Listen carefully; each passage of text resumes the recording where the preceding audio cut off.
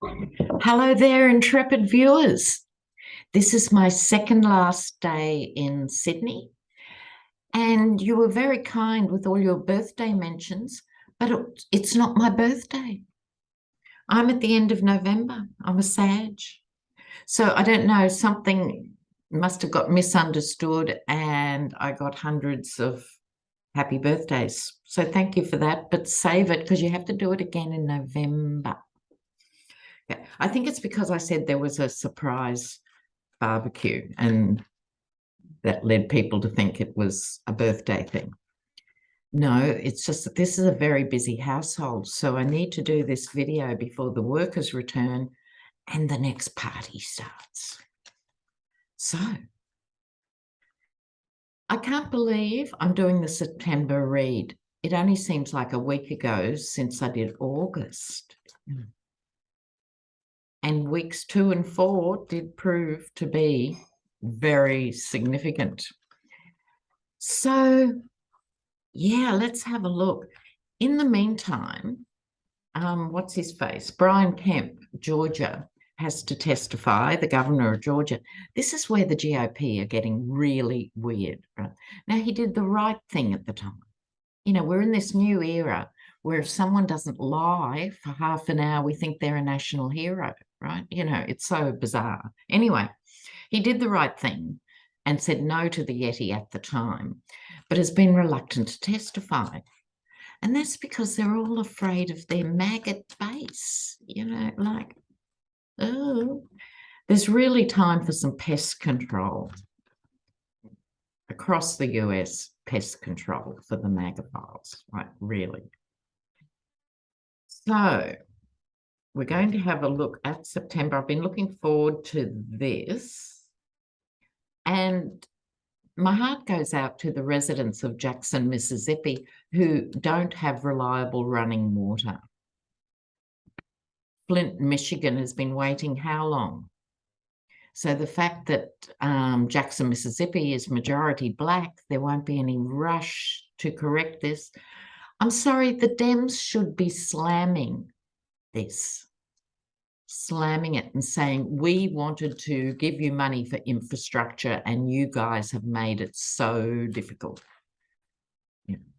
Because I remember seeing a documentary years ago on the crumbling of America. And that's because it's not only America, Australia's done the same. There was huge government push after the Second World War to build things like after the Depression, then again after the Second World War. Big government actually translates into getting things done and lots of jobs for lots of people. But since then, everything's been privatised. And unless it makes a profit, they're just going to leave you waiting for your bottled water on the side of the road. You know, not being able to bathe in this water, the quality of it, and they get away with it for another generation. Shut up, Lena. Don't have a round. Okay. So I'll try and avoid Donald Lucifer Trump if I can. It's hard. But let's have a look. USA, September, 3 cards for each week of September. Here we go. Okay. So we have week 1. I'm going to shuffle for each week. Oh, that's interesting already. Sorry, I now want week 2. Week 2 of September. Let's go. Week 2. Now, week 3. What does week 3 have in store for us? Week 3. Running out of table here. And finally, we have week 4. Okay, week 4, September. All right, let's go. So looking at week 1, the cards we have here start with the Empress.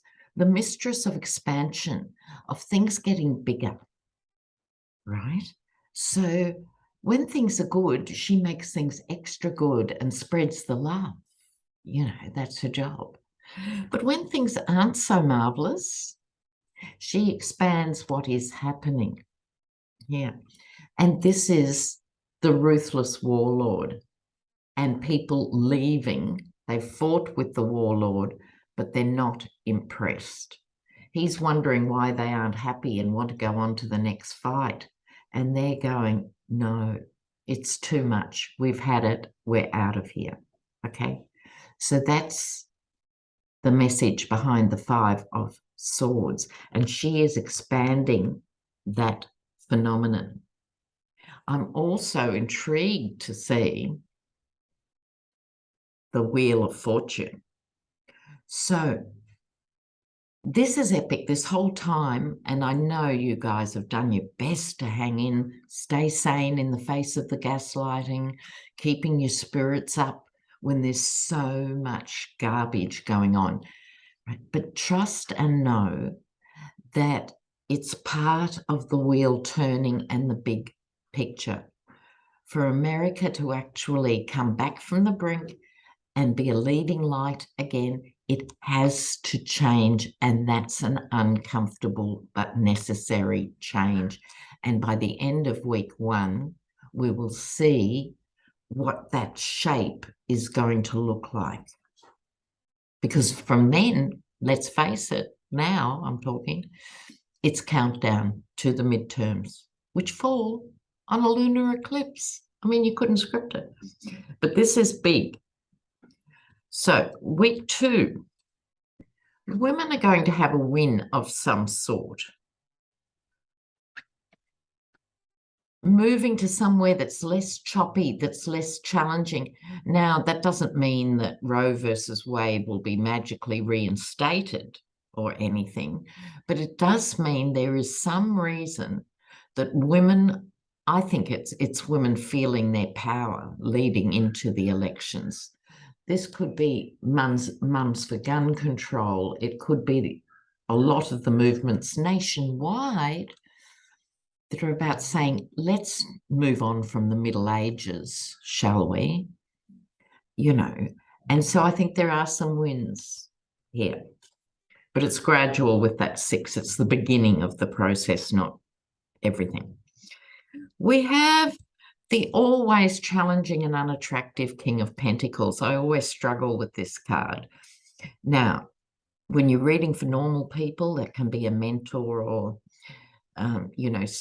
heading up a dynasty of some sort and what have you. I always see it as the greedy king. So the greedy king's going to be at work. I think that might be the Yeti himself, but he's dying on Truth Social. He's actually really already in a coma on Truth Social, but he might have a bit of a resurrection week 2 in some form, publicity of some form, or a windfall. Maybe some of the checks are arriving for what he's stolen. Oh, I have to have a digression here, viewers. Speaking of Truth Social, apparently he went on yesterday or something. After the photograph was released of the documents on the floor with their headings, right? Now, that's part of what an FBI search looks like. You put the things out, photograph them in the room you found them, blah, blah.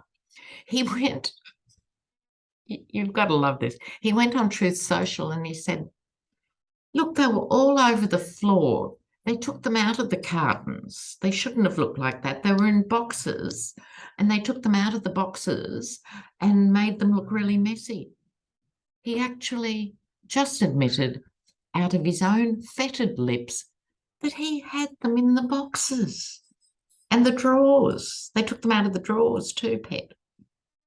So he's actually admitted this travesty.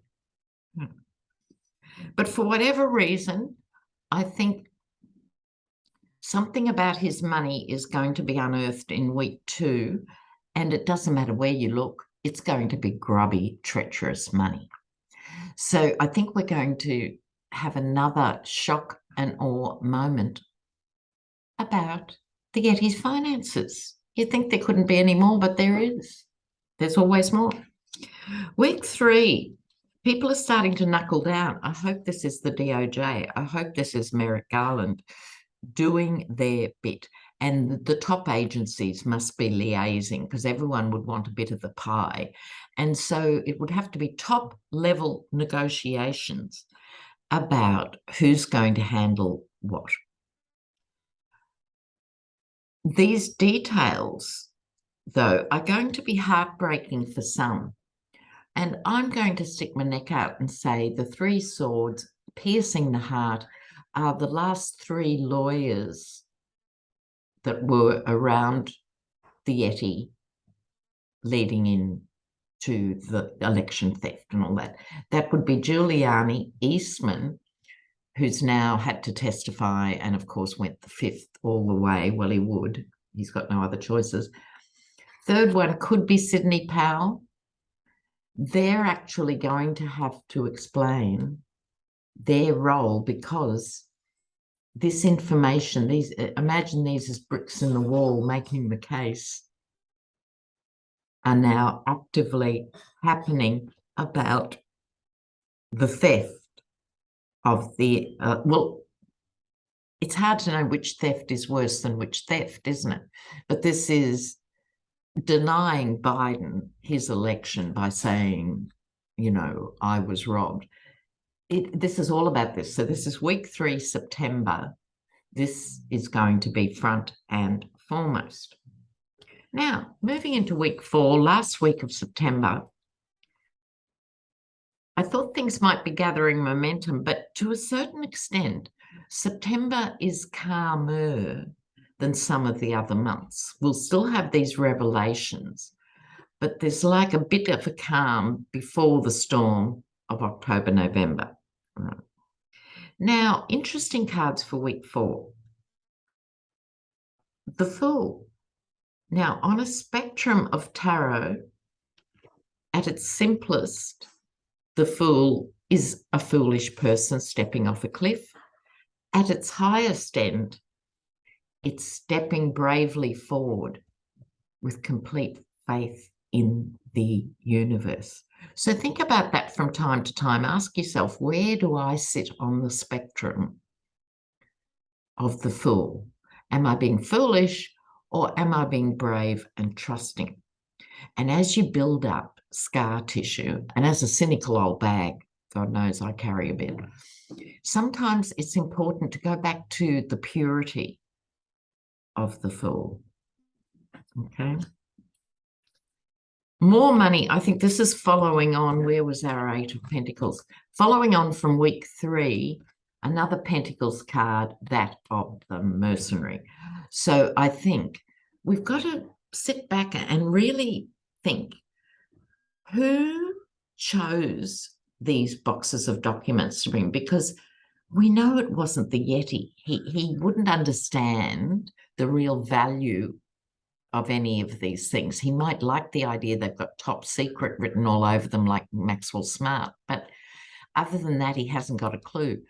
I think week 4, we're going to see who was the brains, for want of a better word, behind what left the White House and why. Jared may be one of them. There may be more. I don't think he's even smart enough to have done this. I think there's going to be some legal revelations here, week 4. They couldn't take everything. So who did decide? I think that's a really interesting question. And I will come to that in a video. In the meantime, at the end of week 4, we shouldn't be surprised. This is the card of conflict and not being able to convince anyone to put their weapons down and be sensible and concede some points and give a bit of ground. No, just fighting on and on and on. This is the typical card of argy-bargy, right? Pointless fighting. Okay, now here's the thing with pointless fighting. It's exhausting without an outcome. So I want to remind you all, it's really important. Think you've got what, 9 weeks to the midterms, more or less. So it's really time to pace yourself. Look after yourself better than you ever have before. Now, I have had lots of people saying, oh, will there be violence? Will there be violence? Well, America is a violent country. I don't have to remind you of that. You could be at risk going to a supermarket, to a nightclub, anywhere, any day of the week, because the country is awash with guns. So now is not the time to go into your shell.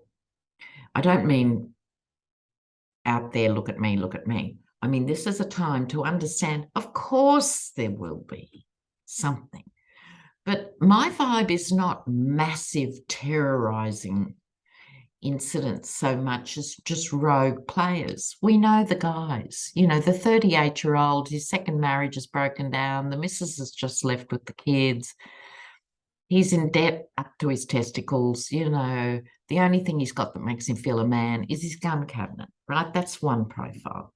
The other is the 18-year-old, that's been gorging on porn and violence and stuff and feeling hard done by, and he's going to get his Christmas present out, his little gun or his big gun that mum and dad bought him. There are going to be horrible stories, yes, but I'm not getting the vibe of big mass destruction. It's interesting, MAGA can't pull out the numbers. When you think of those genuine, from the heart, from the street protests about George Floyd that went around the world, MAGAs are nowhere near that. So they're going to be doing a lot of this. So for you, the enlightened ones, really think, okay, next 9 weeks, next 8 weeks, how can you look after yourself better? Are you getting enough exercise? The answer is probably no. If it is no, go, okay, I need to get a bit more gentle exercise or vigorous exercise or a mix of both. I have to be in tip-top condition for the midterms, right? It helps clear the brain. Try not to watch as much televised news. I've said this before, read the news. Get it on your phone, read it.